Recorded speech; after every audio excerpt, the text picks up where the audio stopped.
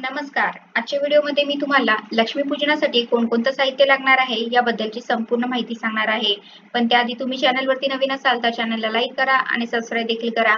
कमेंटमध्ये श्री स्वामी समर्थ किंवा ओम महालक्ष्मी नमः लिहायला विसरू नका. दिवाळीतील सर्वात महत्त्वाचा दिवस असतो लक्ष्मीपूजन आणि लक्ष्मीपूजनासाठी बऱ्याच साहित्याची जुळवाजुळव करावी लागते. आपण हे सर्व साहित्य आधीच एकत्र करून ठेवलं तर आपली ऐन वेळेस गडबड होत नाही. तर आता लक्ष्मीपूजनासाठी कोणकोणतं साहित्य लागणार आहे ते पाहूया.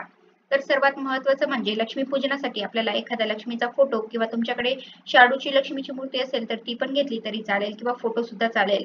त्यानंतर श्रीयंत्र घ्यायचं आहे. तुमच्याकडे श्रीयंत्र असेल तर ते घ्या किंवा तुमच्याकडे जर छोटी लक्ष्मीची मूर्ती असेल तर ती पण घेतली तरी पण चालेल किंवा दोन्ही पण नसेल तर सुपारी घेतली तरी पण चालेल. त्याचबरोबर देवघरातील गणपतीची मूर्ती देखील घ्यायची आहे. गणपतीची मूर्ती तुमच्याकडे नसेल तर सुपारी पण घेऊ शकता. त्यानंतर 2 सुपाऱ्या घ्यायच्या आहेत. एक कुबेराचं प्रतीक म्हणून आणि एक सर्व देवांची सुपारी घ्यायची आहे. तुमच्याकडे कुबेराची मूर्ती असेल तर मग ती घ्या.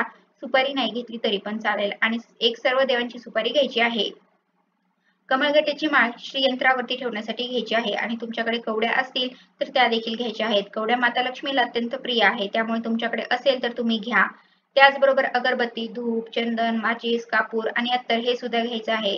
त्याचबरोबर या पूजेमध्ये सर्वात महत्त्वाची लागणारी वस्तू म्हणजे केरसुणी. तर या दिवशी केरसुणीची पूजा करायचीच आहे. अनेक जण म्हणतात मोठा झाडू असेल तर तो चालेल का? पण नाही. या दिवशी केरसुणीचाच पूजा करायची असते.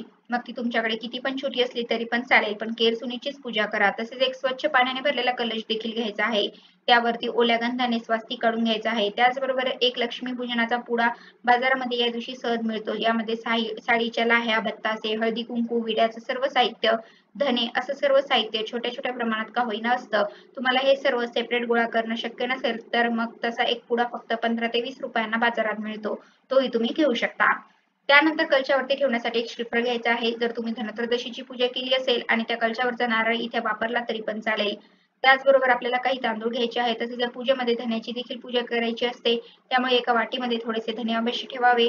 माता लक्ष्मीचा फोटोवरती किंवा मूर्तीवरती ठेवण्यासाठी चुनरी घ्यायची आहे, वस्त्रमाळा घ्यायची आहे, तसेच कलशामध्ये टाकण्यासाठी एक सुपारी आणि एक नाणं सुद्धा घ्यायचं आहे. हळदी कुंकू घ्यायचं आहे, तसेच 5 सुगड घ्यायचे आहेत. त्यात बतासे, लाह्या, नाणी आणि बाकीच्या 2 मध्ये धान्य भरून घ्यायचं आहे.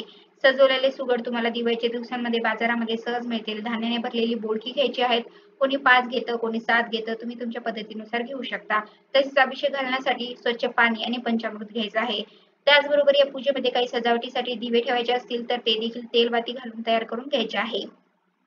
तसेच 2 समई देखील तेलवाती घालून घ्यायचे आहेत. लक्ष्मीपूजनात समईचा देखील एक मान असतो. त्यामुळे या दिवशी समई सुद्धा प्रज्वलित करायची आहे. घंटी घ्यायची आहे, रांगोळी घ्यायची आहे. तसेच आपण या दिवशी धन्याची देखील पूजा करतो. तर काही पैसे घ्यायचे आहेत. त्याचबरोबर बरेच जण पासबुक, एटीएम कार्ड, हिशोबाची डायरी याची देखील पूजा करतात. तुमच्याकडे ज्याची पूजा केली जाते त्या वस्तू तुम्ही नक्कीच घ्या. त्याबरोबर या दिवशी सोन्याची देखील पूजा केली जाते. त्यामुळे तुमच्याकडे जेवढं सोनं आहे त्याची या दिवशी पूजा अवश्य करा. तसेच नैवेद्यासाठी लाडू घ्यायचे आहेत. पण दिवाळीच्या दिवसांमध्ये लक्ष्मीपूजनापर्यंत आपल्या घरामध्ये जो कोणता फराळ बनलेला असेल त्या फराळांचा नैवेद्य आपण लक्ष्मीपूजनात दाखवावा. तर जेवढे बनले असेल तेवढे फराळाचे पदार्थ आणि मिठाईचा नैवेद्य तुम्ही दाखवू शकता. तसेच कोणतीही 5 फळं किंवा 5 प्रकारची फळं सुद्धा घ्यायची आहे. त्याचबरोबर या ठिकाणी आपल्याला काही विड्याची पानं, आंब्याचा डहाळा किंवा नसेल तर मग सगळी विड्याची पानं घेऊ शकता. लक्ष्मी मातेसाठी हार आणि काही फुलं घ्यायची आहेत. तर जवळपास एवढं साहित्य लक्ष्मीपूजन करण्यासाठी घ्यायचं आहे. या दिवशी सर्वजण आपापल्या इच्छेने लक्ष्मीपूजन करत असतात. तर तुम्ही सुद्धा लक्ष्मीपूजन करण्यासाठी या साहित्यापैकी जेवढं शक्य असेल तेवढं साहित्य नक्कीच घ्या. कारण ही पूजा आपण लक्ष्मी प्राप्तीसाठी करत असतो. लक्ष्मी म्हणजेच केवळ पैसा अडका नसून सोने, नाणे, संपत्ती, संतती, धन, धान्य, गुरे, वासरे या सर्वांना लक्ष्मी समजलं जातं. लक्ष्मी ही धनाची देवता आहे तर आहेच, पण धान्य देवता सुद्धा आहे. त्यामुळे सुद्धा आपण या दिवशी धान्याची देखील पूजा करतो.